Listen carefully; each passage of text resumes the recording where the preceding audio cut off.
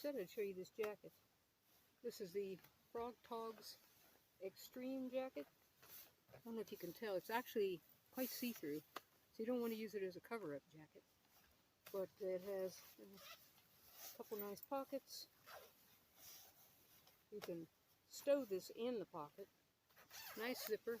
You see where it comes down on me. Well, I'm short, but this is a size small. It has pockets in here, which that's nice. This jacket has gotten good reviews. It has like Velcro right here at the sleeves, so you can close them easy.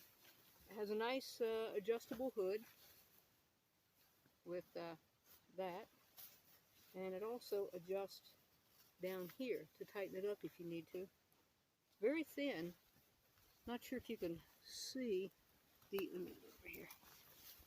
The inside actually kind of looks like a mesh, and then the outside dang near looks like plastic.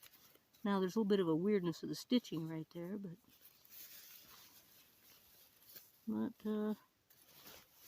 not too bad.